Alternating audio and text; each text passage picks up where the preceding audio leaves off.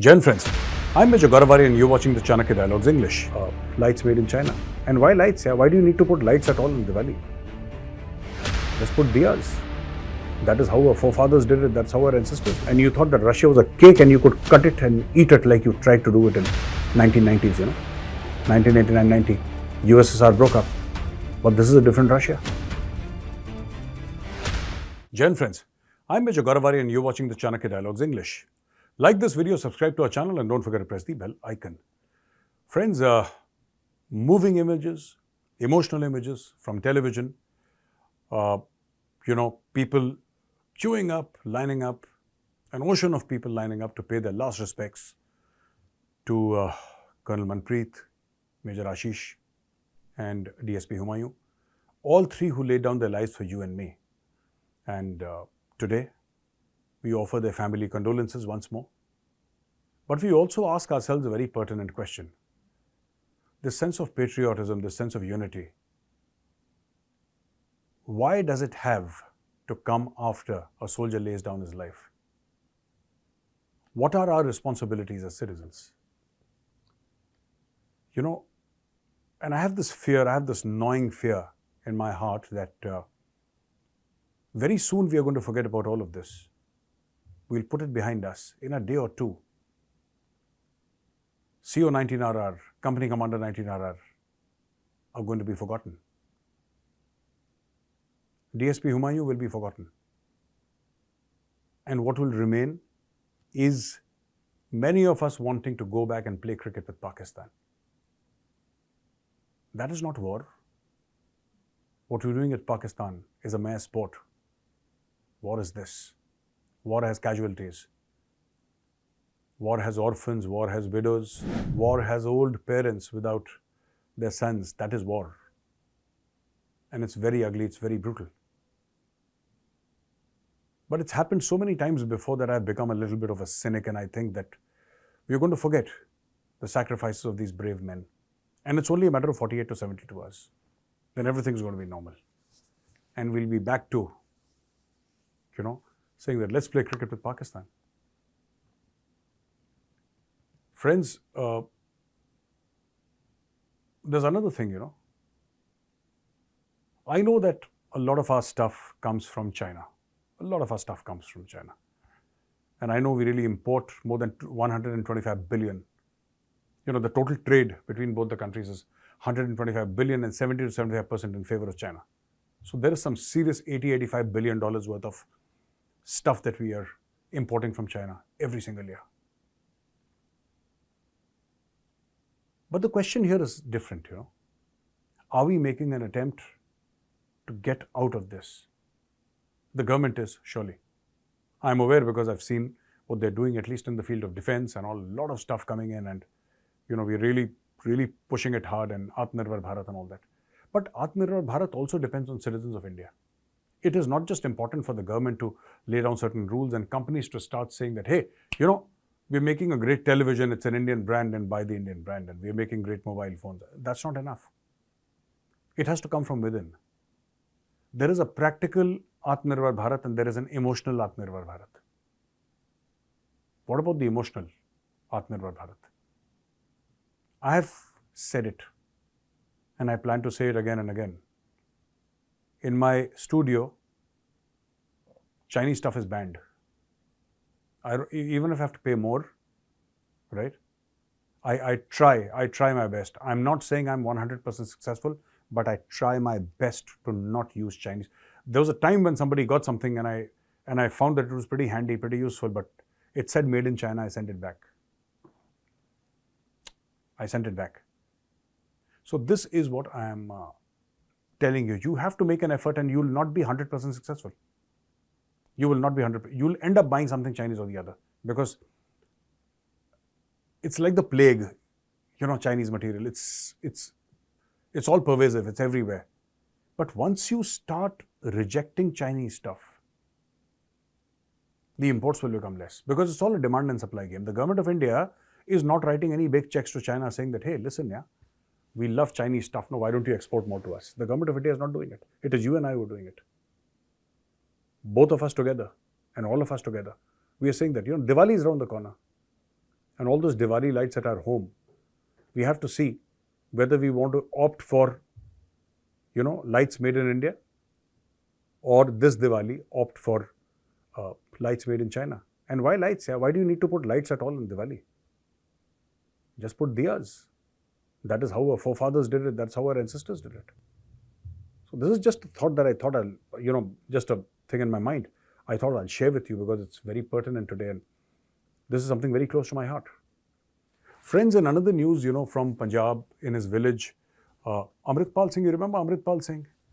Puls aa gayi, Puls, yeah, that guy who ran away and now has been caught and arrested and is now serving out a sentence in Dibrugarh jail, or he's incarcerated in Dibrugarh in Assam. That Amritpal Singh. So that Amritpal Singh, my friends, journalists went to his village and his village said that we don't want to talk about him and he's a spent force.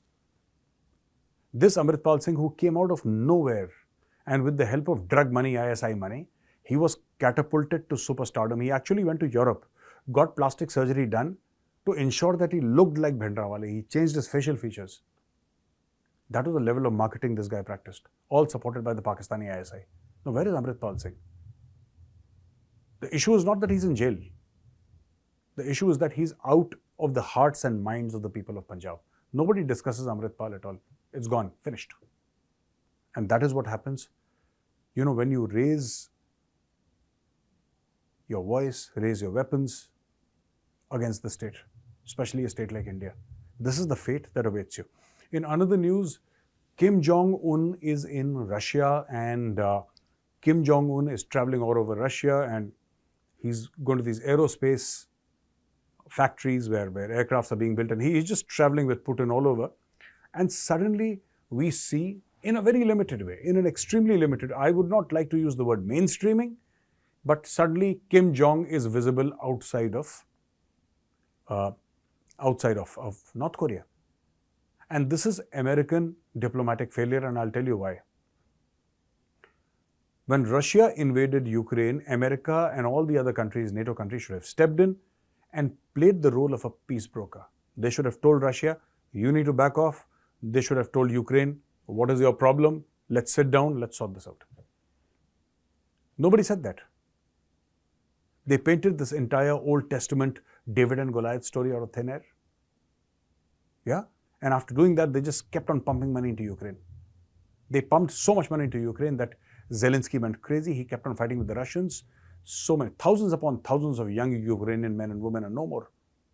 Because Zelensky he's safe in his presidential palace. His wife is safe, his kids are safe. The rest of the Ukraine is burning. The CIA says, Seymour Hersh, that very famous analyst and author, he has written that it was his investigative report that said that Zelensky is a thief. He's a corrupt man. Hundreds of millions of dollars have gone away. They're just stolen by Zelensky and party. His cabinet ministers have stolen hundreds of millions of dollars, together amounting to billions of dollars. It's just gone. Those funds are not traceable at all. This is exactly what he has done. Now, apart from other things, that about the Russia-Ukraine war, what is happening is that America and the NATO countries pushed Russia so much that Russia started realigning itself with a lot of people. So today, you have a bloc where Russia and China are clearly visible now. Does that upset America or scare America? Of course it does. But Americans, you're responsible. You did not want the Ukraine-Russia war to stop. You wanted the breakup of Russia. That was your aim. Your aim was never peace. You see? And you thought that Russia was a cake and you could cut it and eat it like you tried to do it in 1990s, 1989-90. USSR broke up. But this is a different Russia. I'm not saying Russia was right in invading Ukraine. No, absolutely not. But the fact of the matter is you pushed Russia. And this pushing Russia has resulted in now Chinese efforts to create a new bloc where Iran is getting mainstream now. It's part of BRICS. And don't be surprised. Do not be surprised in the next 3-4 years, you see North Korea as part of another, alignment. North Korea, part of another alignment. Then what are you going to do? So many nuclear powers. Pakistan will tag along with whoever gives Pakistan money. Pakistan has got no loyalties to anybody. the Pakistanis have no loyalty even to Pakistan, so forget about other countries. But what Pakistanis are going to do is very simple. They'll simply go with whoever gives them more money. Let's say it's China. So you have one nuclear power state, China, second nuclear power state, Pakistan, third nuclear power state, Iran, fourth nuclear power state, North Korea. Then what happens?